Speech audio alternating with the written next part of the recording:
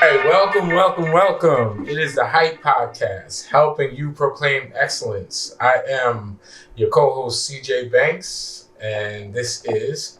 Hello again, my name is Shayna Van Dyne. I'm also the co-host of Helping You Proclaim Excellence, Episode 2.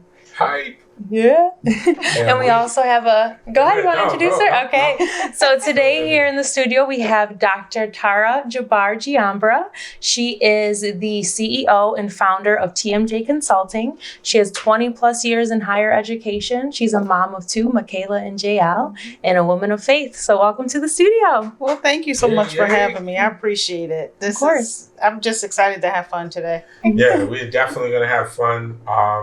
So you are our first guest. Oh, How do you feel? Whoa, that's a lot of pressure. I was going to say no pressure. First guest. We had sort of a lame... Oh, she's throwing bottles. Sorry. Okay. Sort of a lame podcast last week because it was just her and I and her and me. And we were... I was excited, but... Everyone loved it. Oh, Hey. headphones falling. Hey, my headphones coming off here. Okay, I'm sorry. So, hey, bloopers and everything. That's what we said. That's what we're going to do. No, we had fun last podcast. For sure.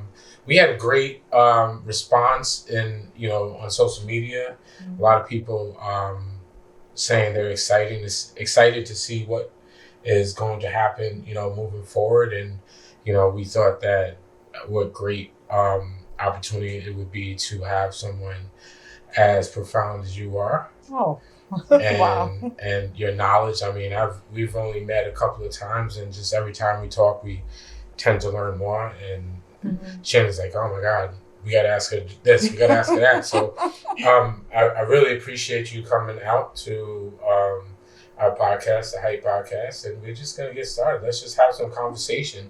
Nothing formal, nothing too crazy, just kind of, I want to talk about some of your experiences and some of the things that you have to share with, others, because the purpose of this podcast is really to help other individuals our listeners, and ourselves get better at what we do, right?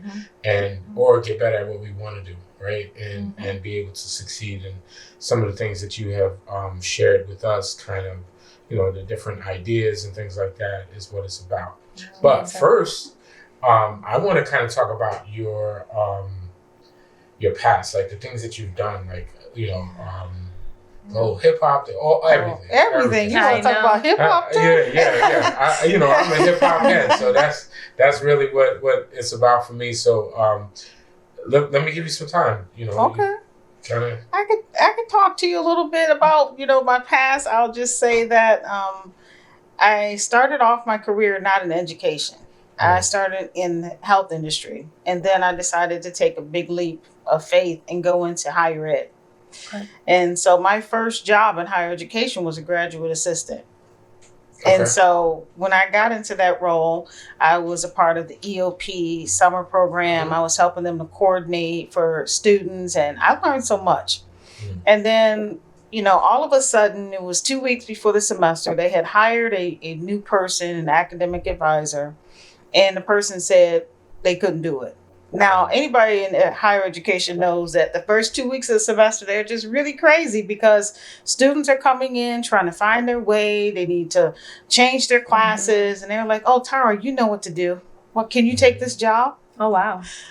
And, at the time I was married, so I went home and talked to my husband, and he was like, yeah, go ahead. And I didn't even negotiate. So I think that'll probably be the first nugget that I'll give people is that I just said yes and signed on the dotted line, whatever salary and package they gave me. But I will tell you, it's been the most gratifying experience that I've had in my career because I found out that I'm really a coach. And it took me a little while to figure that out because students weren't just coming to my office for academic advisement. They were like, okay, we just put us on for 2 appointments because usually 1 appointment is 30 minutes. They'll be in there for an hour talking about their life. Oh, wow. So that was the start of my career. And then I went to work in diversity work at Hilbert College, which is not too far from Buffalo, for about 7 years, and came back to UB at Honors College. Then I went into manufacturing, a startup here in Buffalo. And it was just a gratifying experience because I had an opportunity to work with 2 organizations and help them put those systems together and start the whole center that's down in our city right now. We can say the name. Can we say the name? Can we say the name? Yeah, you're right. Okay, I didn't know. Northern Workforce Training Center. So I was the founding talent director there. And so my role was multifaceted, was to train and lead the team, but also work in really solidifying partnerships with the community to make sure that our students came in and they did well and that they got jobs. And so that's great. And whenever I talk to you, I always tell CJ, I'm like, I always learn something. And you got me thinking, because that's actually like a really good combination of skills, because when you're working with the college students and then you're moving to, because Northland's more of like a trade, would you say like a trade? So what experience did you take from like the higher education and move it to the trade world? Well, I think like I brought the expertise of higher education because, ironically, it was 2 higher education institutions that partnered together to create the center. So my knowledge of like financial aid and student success, all of that served as the foundational components of it. And so I was able to learn the other side, advanced manufacturing, and going out to these companies and just pitching and saying, okay, this is what we want to do and this is how we need your help. And so I learned a lot about what it means to build those infrastructures outside of higher education. And I think that's one of the biggest things that I took from Northland. Yeah. That's great. Yeah. That's great. You mentioned starting out as a graduate assistant. So you were a graduate at that time, like you were in graduate, with your master's, right? So I was, at that time, I was with my PhD. Your PhD, okay. I will say reluctantly. And I had graduated with my master's. And one of my faculty mentors, he challenged me because I was in the midst of going for a second master's. Wow. And he was like, well, why are you doing that? He's like, you need to go for a PhD. He said, apply for this program. And, if you get in, you need to leave that master's program. And I said, okay, you got a deal. And so after like 2 semesters of being at Buffalo State College, I left and went to University of Buffalo and started my PhD program. Oh, Buffalo State. My daughter just started today. We just moved her in that dorm this morning at Buffalo State. How was that? How did you feel? And I was like, did you cry? So I cried. I have 7 kids at home. Well, now 6 because she's out. I have 8 kids total. So it wasn't, the biggest thing was, I think if she was going to go to like out of state or someplace far, I would have been, more emotional about it. But she's right around the corner. So I can already see that she's going to be at my house, most of the time anyway. But I thought I was excited for her. I was impressed that, I've been impressed by her. She's she's been a straight A student. She graduated from Hutch Tech. Awesome. I think that she's going to do awesome. She's going to school to be a elementary school teacher. Okay. That's great. And Buff State is a good teaching school. So it is. Yeah, so that's what she's going to do. But it was bittersweet. I'm excited for her. She brought tons, like we had 2 cars full of stuff. Oh my God. I was like, Tatiana, you're not moving into a house. Like, you're moving into a room. And we got there and I'm like, your roommate is going to be upset with you. That's what I was going to ask. Does she have a roommate? Mm-hmm. Yeah. She does. Yeah. Oh, she's going to be great. That's awesome. Did it all fit? I left before they unpacked. So you just put it up there and left. Yeah, I was like, I'm not doing this part. It's crazy. Like the rooms were high. Like they don't have air conditioning. Oh yeah. I went to Buff State. I was like, do you guys have air conditioning? And she's like, no. I was like, can I get her an air conditioner? She's like, no. They're not allowed to because it's too much electricity. Oh. What about, they have those like miniature ones that you can get on Amazon. No, she said box fan. Oh. Well, can't you get that tall fan? Because that's what I got my daughter, and it cooled the whole room. Yeah. Those are really good. Yeah. So, like old school. Yeah. Whatever works. And you just moved your daughter, JL, to college, right? Yes, I did. This weekend, I thought I was going to cry. I mean, there's a little welling up because she's my youngest, but I was like, okay, she's ready. She can do this. She went to a school here at Buffalo Seminary High School, and she actually picked the school. So, and she's like, Mom, I'm ready to go. And, they were a part of this program at Case, and part of the program, they have to hand their parents a letter just thanking them. And so when I read her note, she was like, yeah, Mom, now it's time for you to live your life. Wow. It's fun. If I didn't know her, so crazy thing is Dr. Tara came to the studio. We talked. And then she was talking about her daughter and how her daughter worked at a bakery. And the bakery happens to be Nikki's Chocolates, which is one of my best friends. We gotta get sponsorships. I will support Nikki's Chocolates. Oh, right back at the table. I will support Nikki's Chocolates for free. So go there. It's really yummy. She's also at Tops in Lexington Co. But I worked with JL, and she is very mature. Aww. She is very wise beyond her years, beautiful girl. And she's just quiet at first, shy, but she opens up, and she knew what she wanted to do. Yeah. She's like, she still want to be an accountant, right? Yeah, she wants to do accounting. Okay. And she said, Mom, I changed it from international business. So it's going to be accounting and finance with a minor in finance tech. So I said, oh, okay. That's awesome. That's pretty cool. Fintech is a big thing.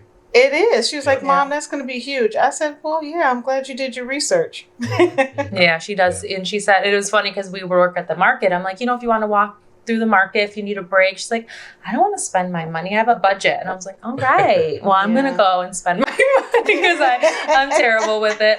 But maybe one day you'll be my accountant. But no, she's a great girl. She's a great girl. So let's get into the hip hop stuff. I want to know. Oh, you're all excited. We're going to go there. I can't wait. This is going to be the fun part. Yep. So tell us, how did you get into that? And tell us about it first, because they might not even know. Yeah, so I've been teaching at Niagara University for about 20 years, and I probably am the first one that has introduced the sociology department to hip hop. And so I really didn't. I listened to hip hop growing up. I love hip hop, but as I was doing my dissertation, I was writing something about Black women and social media. I wanted to do something like that, and my advisor was like, "No. You need to do something that is just out of this world that people don't know about." And so I told her about a trip that I went on to Ghana. And I told her how I walked into the nightclub and I heard Biggie Smalls, Little Kim, Tupac, and I heard Hip Life and High Life. And that fascinated me. Yeah. And so we started having a conversation. She's like, well, you need to write your dissertation on women in hip hop and hip life. And I said, well, there's nothing on it.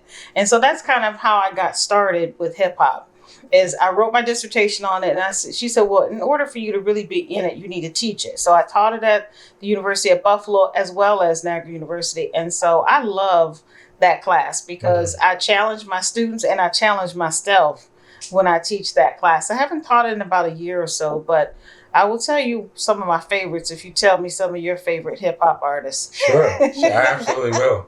But you start. Me start. Okay, I'm gonna tell you one of my absolute favorites is Lauryn Hill. Okay. Oh, I agree. I don't know if we talk about her a lot now, but the miseducation of Lauryn Hill, I talk about that every time in my class because I think it's such a pivotal piece. Because if you look at her work, her CD, her album, whatever you want to call it, and then you look at the miseducation of the Negro. She really was doing something that was mind-blowing for us to kind of listen to this story of narrative of our life, but reflect on, okay, how do we take off the shackles and the chains of the system that has schooled us in education? And I know that's a lot. I get excited when I talk about this kind of stuff. No, that's deep. That was actually one of my, I read that Kwanzaa Kunjufu, the Miseducation of the Negro. I read that, I think probably like 10 times. Like I read that book. It's so interesting to see some of the things where things came from and things that we didn't even know. So, but yeah, what were you saying? I was going to just say that album was one of my favorite albums. I used to listen to it, and from song 1 to the last song, the whole album was just great. What's your favorite song? Zion. OPP. No, she said last week that it was OPP. She did say that. The viewers heard it. I didn't know CJ explained to me what OPP was. So okay, because I was going to say OPP. Exactly. I was like, I used to listen to the edited version. I had no on idea. On our podcast, she was like, OPP. I was like, oh, No, you might have got hypnotized by the beats, because before you know it, hip hop, you're just gonna be moving. That's what it is. But no, I used to love Zion from that album. Like, especially when I had my first son, I would just listen to it and cry. And then, of course, That Thing. Yes, definitely. That's definitely a winner for me in my book, That Thing. And I use that one a lot in my class and have students to think about, what does it mean for them? And that's what I was going to ask. So let's say I'm a student, I'm coming in and I want to sign up to your class. Like, what is the day one? Like, what does the syllabus look like? Just kind of like a short version. You like, probably should ask my former students that, because some of them left my class after they looked at the syllabus. But even though it's long, I try to make the class fun. So one, you have to write your own rap. So I think that's the first thing that students are like, what? That's dope. You got to write your own rap, and you have to perform it. And it has to be something about social justice in the community. It has to be relatable to today. And so I make it fun, right? And we all get up there, and I'll get up there. I'm like, well, listen, I'm off beat too. So if I can get up here off beat, so can you. And so I think that's one of the first things that students notice about the class. But the second thing is that every class you have to listen to music. And even before you come in and really understand the history of hip hop, I go back to the Last Poets. I go back to the Sugar Hill Gang, African Bambaataa. We talk about artists that were really coming up in the 70s in the South Bronx. And we just understand what was going on in the city at that time. Because if we have a conversation about what the city is doing, like what happened in the Bronx, how did the Bronx become the South Bronx, was because of some industry things that were going on. There was unemployment. There was education that was shifting. There was a building of homes that really weren't homes. They were sky rises. They were your projects. So, students get intrigued by that, but then they're like, well, listen, let's talk about what's going on today. I said, well, y'all need to educate me on today, because the way that I see hip hop is a narrative. It's like a love story. It's that call and response that you have when you go back to the motherland, Africa. And it's like, you say something, then I say something. And then what does that mean when we connect together? And I learned that in Ghana when I went Sankofa, right? It's the Sankofa bird. As the bird is feet facing forward, but the head is going back. As you move forward, you always remember your past. And so hip hop weaves in that story, right? And in the lyrics. And so I always challenge my students to look at the lyrics, not just listen to the beats.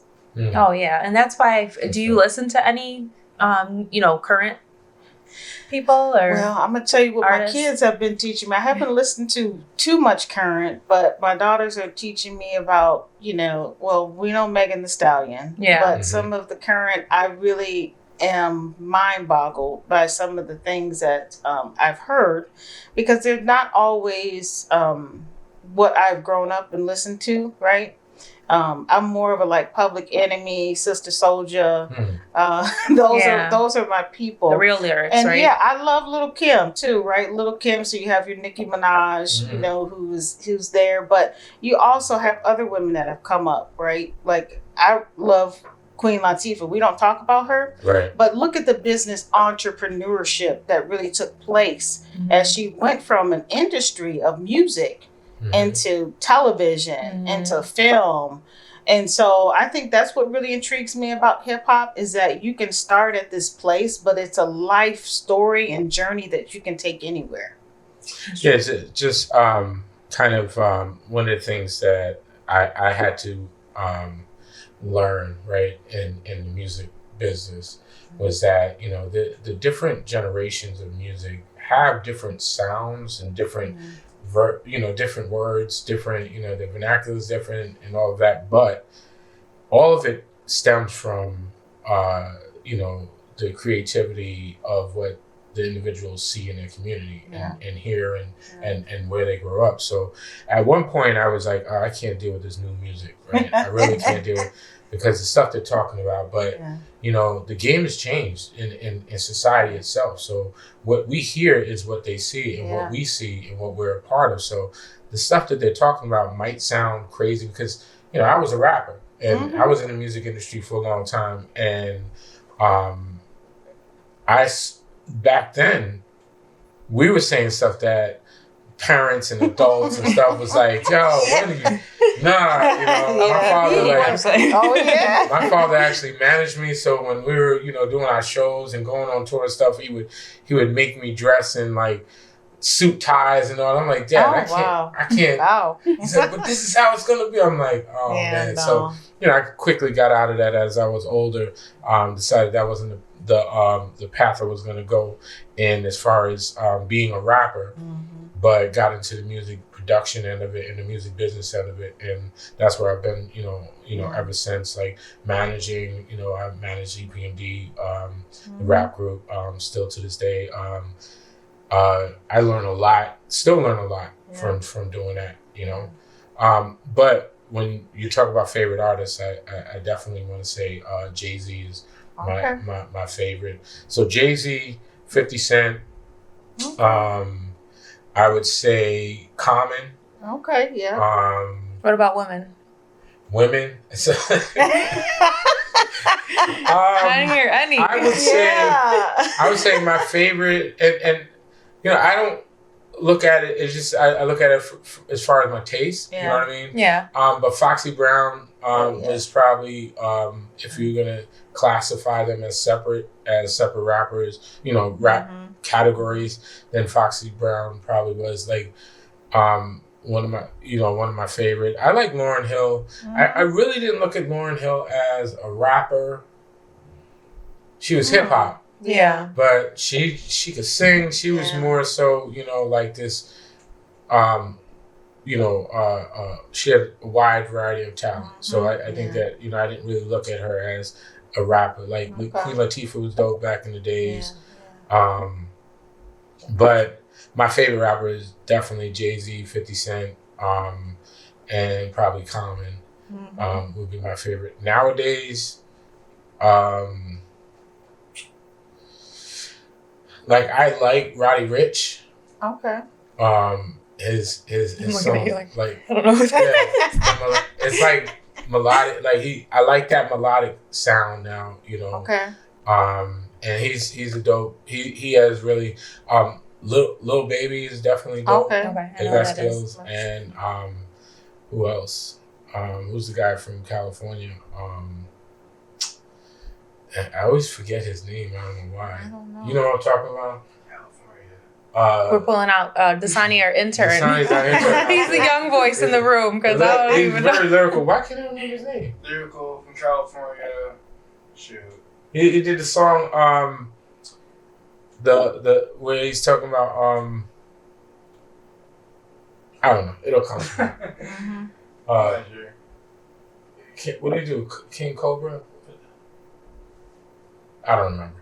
But anyway, I like him, but you know, I'm still more of a boom bap, you know, like classic rapper. But and then of course EPMD. When you go back, you know, to the golden era of hip hop, like EPMD was one of my favorite because I lived in Long Island. I grew up in the Bronx, and then lived in Long Island in my high school years, and that's how I got connected with EPMD. So that's awesome. I really like that. What about MC Lyte? Oh yeah, she was good. Porgy, I Cram to Understand. Yeah, Cram to Understand. Yeah. Oh, you know, my favorite song back then was that Self Destruction. Oh, Self Destruction was a dope song. Do you remember that? Self Destruction. We're heading for self-destruction. No, I'm so bad. So I grew up. So my brother.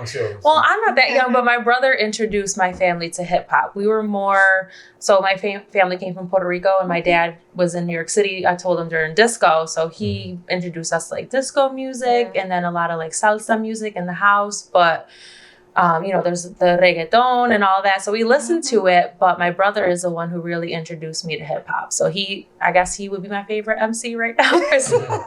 He's still, my brother's an artist here in Buffalo. Shout out to Black Den Movement. Another sponsorship. But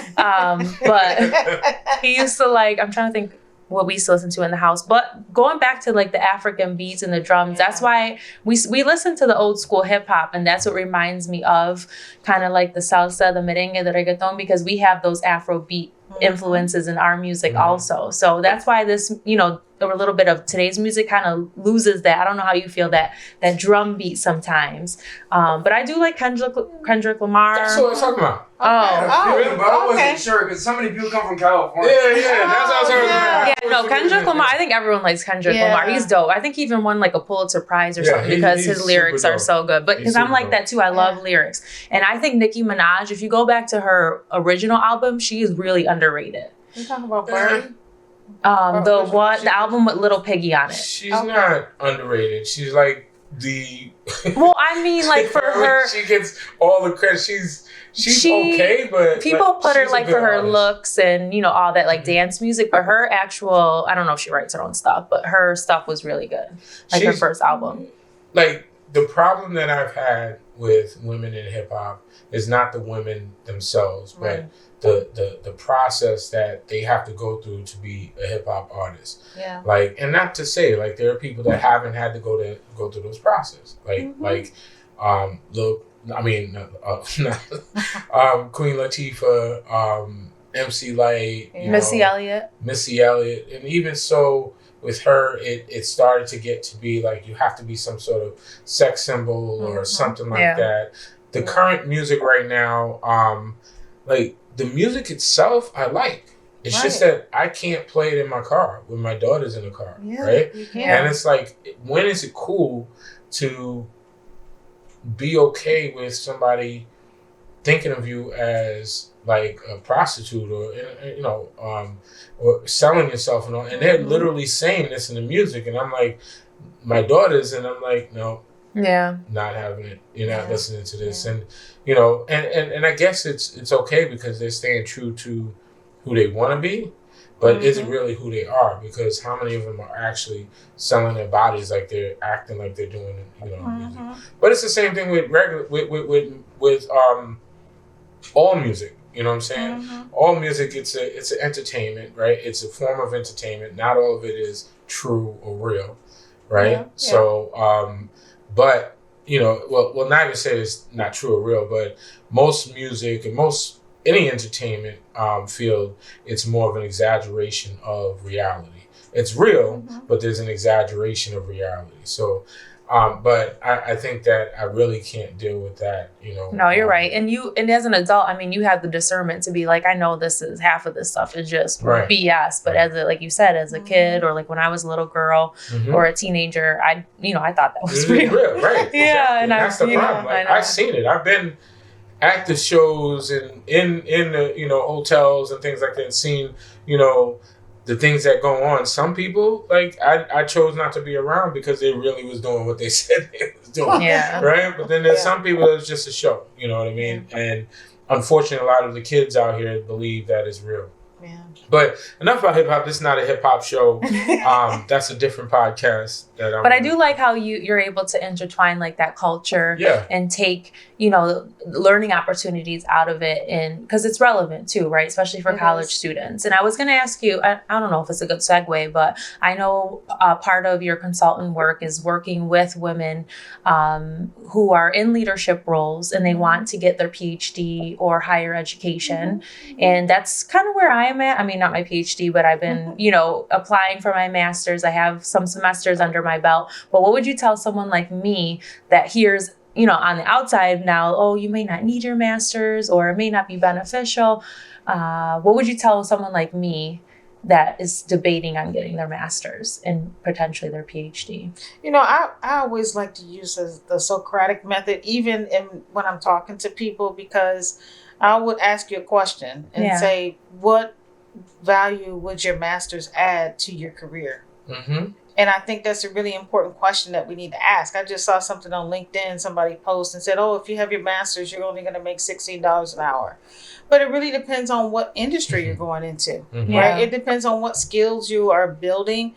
And I think the one thing that we miss is that higher education is helping you to gain information, right? And they're trying their best over the last several years to bring in practical experience. But how do you balance that? The information that you're learning, the knowledge, and the practical experience that you're gaining, right? And so my colleague and I wrote a book about this for college students, and the first edition is called "Is College a Lousy Investment? Negotiating Hidden Costs of Higher Education." So I think people were like, well, what is this book about? Yeah. And then we changed the title, the second edition, to The Roadmap to Investing in Yourself.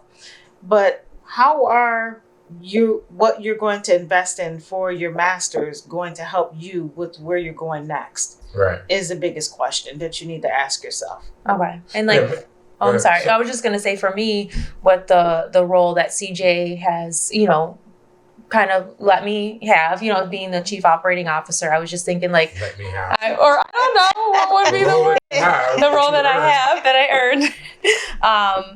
So mine would be just more nonprofit knowledge. So that's what I was thinking. Like, and, I know there's certificates and coursework you could take, but I didn't know if, having a actual degree in it would be beneficial. So, I would say this. So when I was coming up, right, my father was a scholar. He's a psychologist. He's been, he's a professor. College was everything. Like, when I was growing up, college was always like, that's what you had to do to get a job. That's true. Right, to get a job. Yeah. Even when I started having kids and started raising my children, I was on the same path. Like, you guys are all going to college. Like, it's not even an option. Yeah. College is not an option.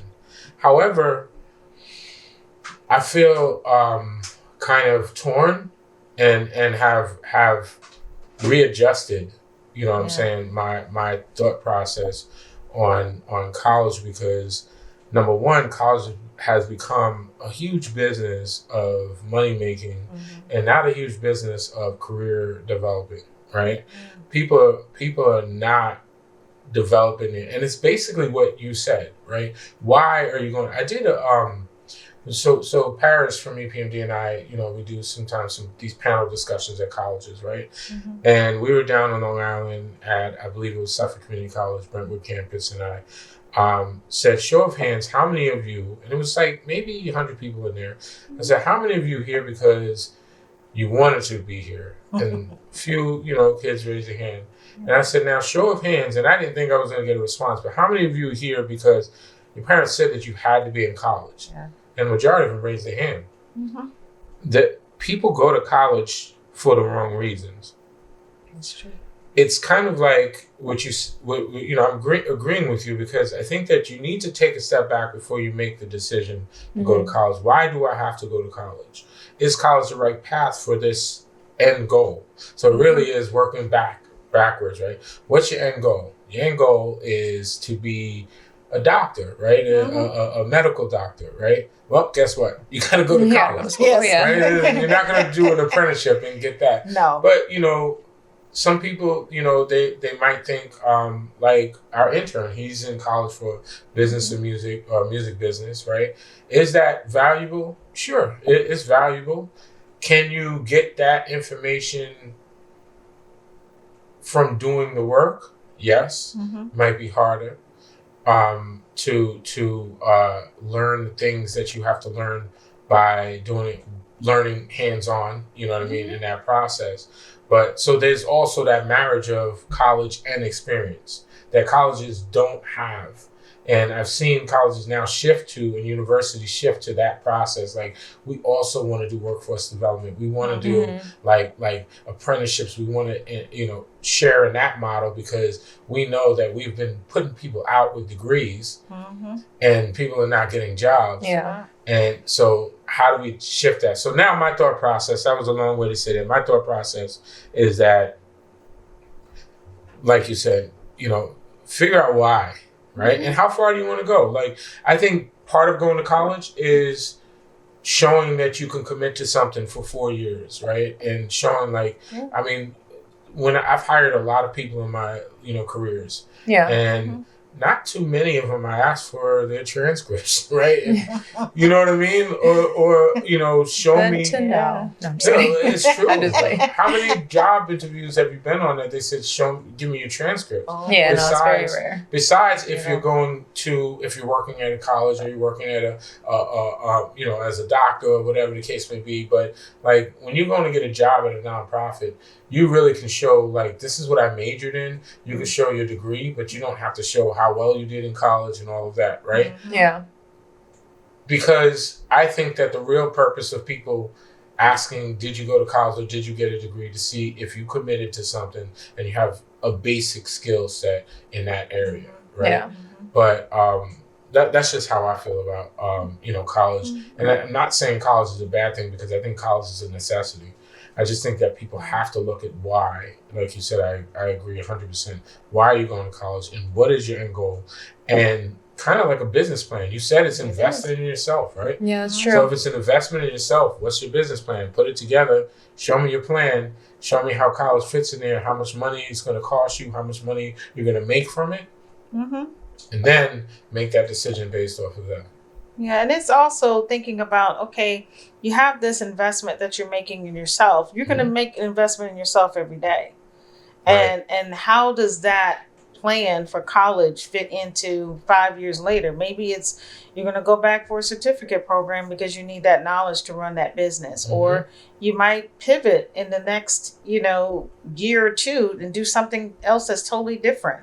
And so we have to know that this new generation that's coming up, and even us, I will say, we have to learn how to pivot, and that we'll have probably 10 different careers over the span of our lifetime. So how is higher education being nimble in that and really being able to connect those experiences for all students? Because do all students get the apprenticeships? Are they all paid? Do they get those internship experiences that go beyond filing papers and doing the administrative work, but really getting the core skills of knowing what it means to speak in public, to write, to go after things that you really desire in your heart? And so I think that takes some intention. When we're sending our young people to college, and I asked my daughter, I said, listen, do you really want to go? She's like, yeah, I want to go. I said, well, because I don't want you to feel like there's any pressure. Yeah. Because my kids have seen me go through education and go through different jobs and opportunities and things like that. And they're like, Mom, you work really hard, right? I said, well, I don't want that to be the lesson. What I want all people to know, and especially young people to know, is that you have to work smarter, not harder. Right. I love that. Yeah. I love that. Yeah. I just the last thing I say about the whole college thing is that when you get to college, right? For me, it was like I learned how to learn, right? I didn't really learn the things that I was going to need for the rest of my life and careers, right? It was more of an opportunity for me to learn how to find the answers. You know what I'm saying? So that's what I try to tell my kids. High school is different, right? They, you have these, books that you read, and you got assignments that don't mean anything. But when you go to college, you really, if you look at it as this is an opportunity for me to learn, because plus when you learn what you learn in college, things change often. So you have to stay in college. You have not, and I don't mean college to place. In your mindset, you have to always stay in that I need to learn and keep learning and keep learning. Everything that I do, and trust me, I do way too many things. It's like things change, right? And it's like, there's a new program coming out for, video editing or graphic design, or there's new, DEI, now there's a B. Yeah, belonging. There's new process. What, Mars is not a planet, or is Mars a planet? It's Pluto that comes and goes back. See, I was like, when I was in elementary school, we're gonna need you to go back. No, listen. I want my 10 points, because when I took my test in school and they said name the 9 planets, and I didn't get Pluto, and I got 10 points off. Now I was right and they were wrong. I think they put it back. Did they put Pluto back? Did they? I don't know. Right. It comes back. That's my point. My point is that all of this is just... No, you're right. Being a lifetime learner is very important. Yeah. No, and I love that. I love that, that takeaway. And that's what this is all about, right? Is helping someone proclaim excellence. And, you out there, Dr. Tara, whenever I talk to you, like I said, I learned a lot. I have one more serious question for you. Sure. There was a lot of buzz around it last episode. It made a lot of people angry. What's your favorite Buffalo pizza spot? Because people were mad at CJ. People were mad. Oh, wow. They were mad? Because he said he liked New York City pizza better. Yes. Well, I do like thin crust pizza. I will say that. Okay, that's okay. Got him. The pizza place that my daughters and me used to go to closed down. Leonardo's. Oh, people That was our love- favorite pizza spot. And it had the sweet sauce. Yes. Yes, I love And Leonardo's. I haven't found that spot yet. No? I just want to listen. Shayna had Joe's Pizza, I did. and she was like, "Oh my god, It was really good. It was really good. I'm just gonna say, But I was really hungry too. But no, it was really good. It was good. I do recommend if you I know you lost Leonardo's, but I would try Joe's Pizza. Joe's Pizza. Yeah, it's right on Grand Street. Yeah. Okay. And we're not getting sponsored. I know. I'm sorry. This is helping people proclaim excellence and find good pizza too. I'm gonna put that like somewhere. No, we're not gonna add. No. Add that. Okay. All right. So anyway, one more thing.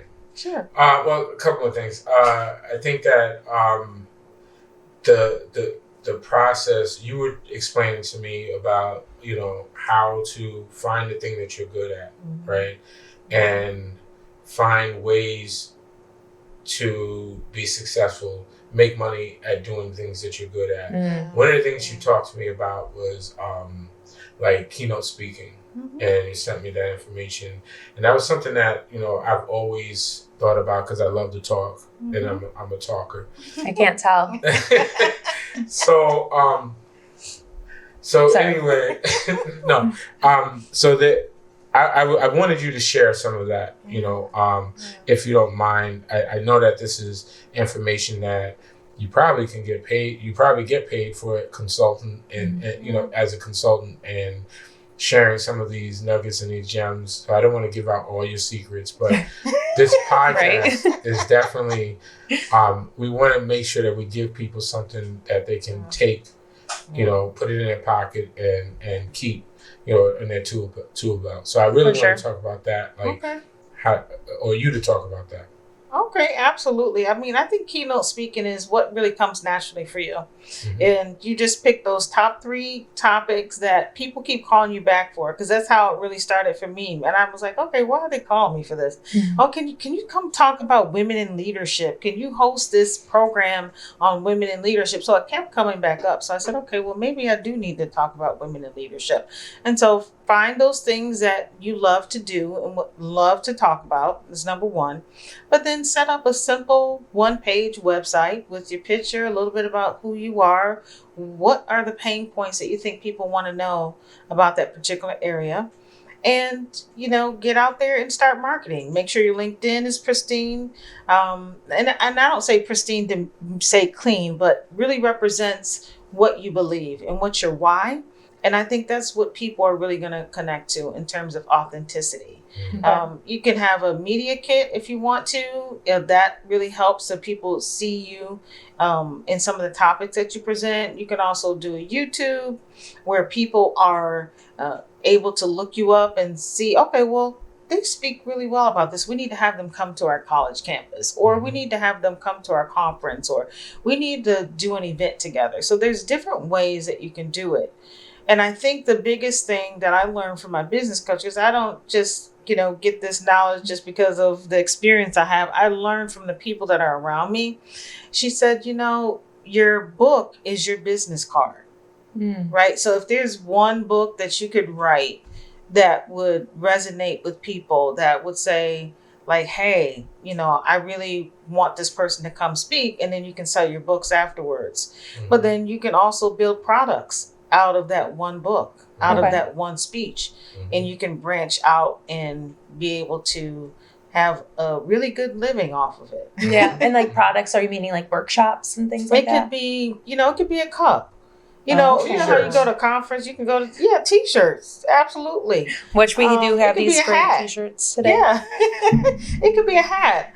It's really about the strategy of just sitting down and taking a moment to get quiet and say, okay, what are those 3 things? Write out those 3 things.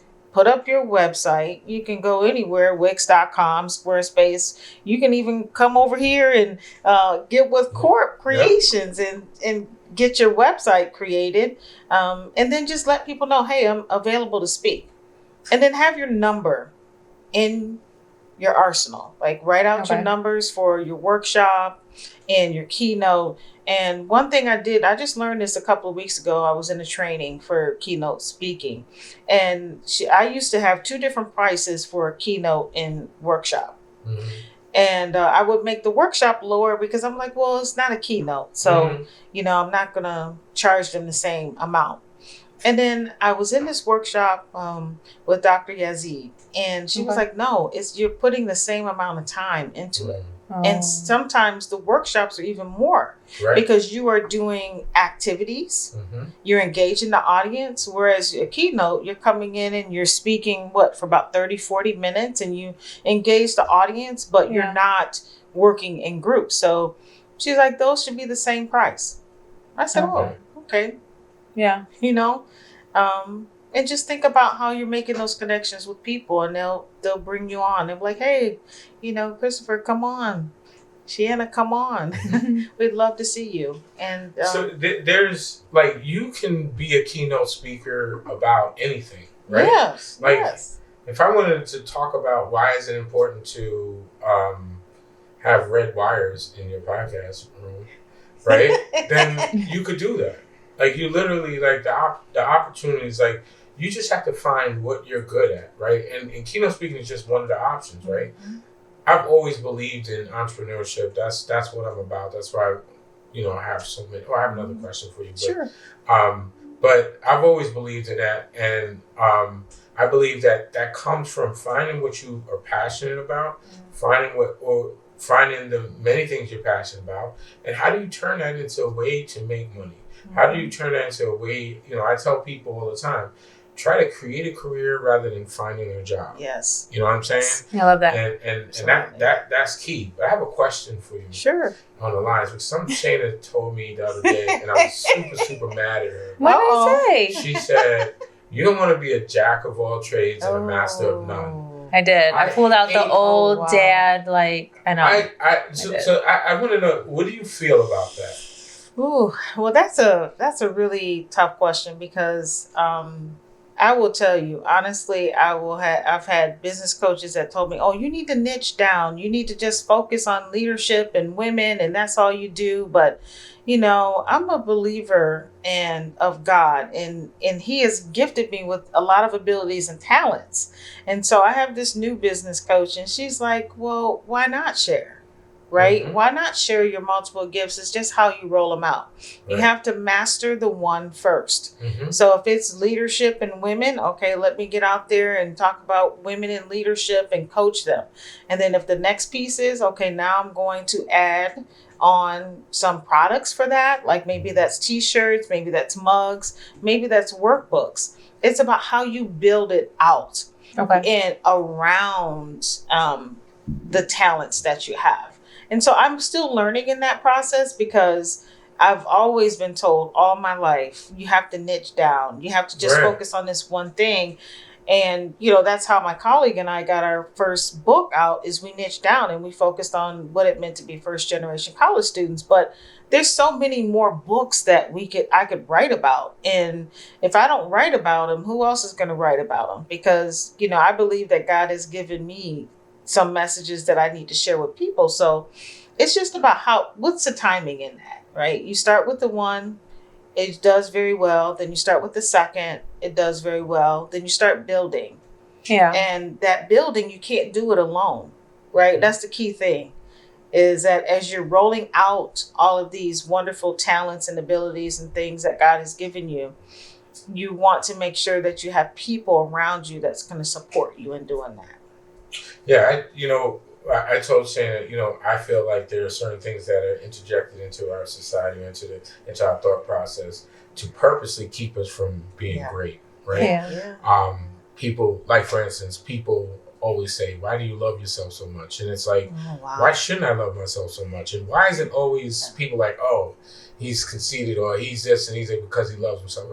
No, I should love myself because if I don't love myself, who else is going to love me? At least if I love myself, nobody else has to love me, right? Because I can love myself. And the same thing, the jack of all trades, and one of the things that was so how that irritates me, why that irritates me, is because number one, show me a company that only does one thing, a successful company that only does one thing, right?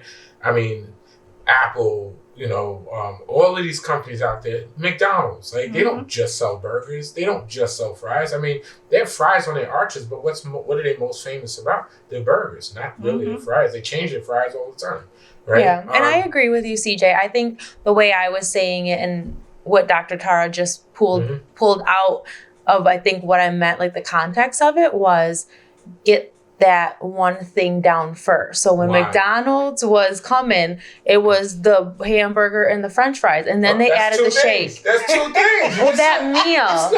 It was that meal, and then they added the shake, and then they had the McChicken, and then all that other stuff. But it was like nailing down that one foundation. I don't believe. I think that's what I meant. So thank you for helping me. But I think that I believe that if God's given, but I hear what you're saying too. If God's given you multiple talents, like I do so many things.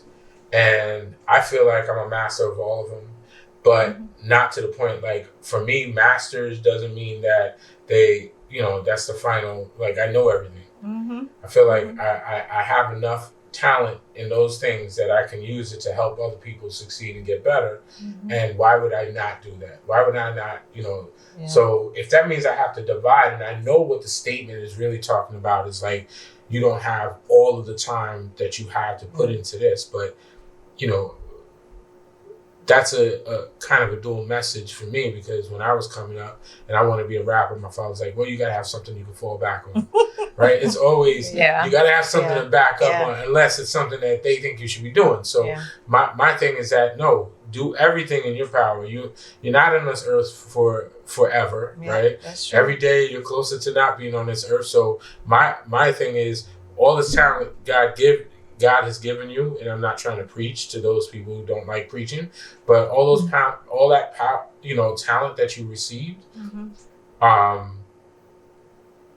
it's for you to help other individuals succeed in that. So if I help one person in this area, help another person in this area, I think it's better than me just helping one person in this area. You know what I mean? Yeah. So that's my thing. I wasn't really mad at you, but I'll never say it again. I do not like that statement. It's okay. I just I just like to keep on saying that. I'll never, ever, ever say that to you again.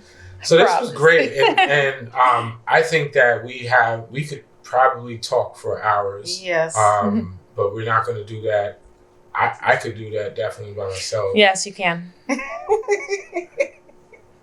Listen, remember I told you guys last podcast, if she starts talking too much, let me know.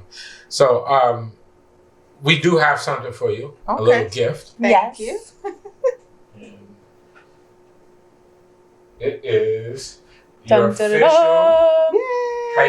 I feel like we're setting a precedence, right? And now everyone's going to have to get a shirt, I'm going to be printing shirts all the time. I know, I love this. And CJ printed this for you. So right next door. So next door we have a screen printing shop. Thank called you. Plaid Buffalo. Thank you so much. Of course. And, thank you for being our first guest. Yep. Our screen printing shop is Plaid Buffalo, and we can, screen print. I do a lot of stuff for the community out of that. So, yeah, I mean that's the Hype Podcast. I think we had a great show. Yes, thank you so much. Very interesting. To hear some of the things. Do you want to share like contact information? Or how do people find you and all the stuff that you do? Yeah, I mean, you can go on tmj-consulting.com, on LinkedIn at Dr. Tara JG, as well as Instagram and Facebook. So you can reach out there and be happy to talk with you. Awesome. And if there was one message that you wanted to give them about what you can do for them to help them, what would that be? Strategy. In business or strategy in I would say strategy in business or education. I think both of them go hand in hand, because if we look at the model of education, it's always changing. And I think there's a lot of things that are shifting right now. And so what does it look like for your organization, if it's an education institution, to partner with the business? Because I think we have not done enough of that. Right. Yeah. So that's dope. Yeah. Get ready to strategize. So if you need a strategist, is that the word? Yes. There we go. A strategist, and you're trying to do something, and I think that's a great start. I mean, it's fitting for our first guest, right? Because everything else that we're going to be talking about is things that you want, places that you want to go and get to. So maybe you need to strategize to get there. So remember that. Dr. Tara Jabbar Giambra has been in the building. This is the Hype Podcast. I am CJ Banks. I'm Shayna Van Dyne. This is episode 2. All right, I'm Dr. Tara. Let's do this again. This is the first time we ever did it. So, I'm sorry. That's okay. This is. Apologize. I told you no do over, so we're gonna do it again. Hey. Okay. This is CJ Banks, Shayna Van Dyne, Dr. Tara, and this was the Hype Podcast. episode 2. She always gotta have the last word. I'm saying the last word. Bye, Thank everyone. you, y'all. Goodbye. bye. Goodbye. More money, more problems. Oh my God, I can't stand it. Well, who sung that song? More money, more problems. Biggie. Somebody. Yes. I actually like the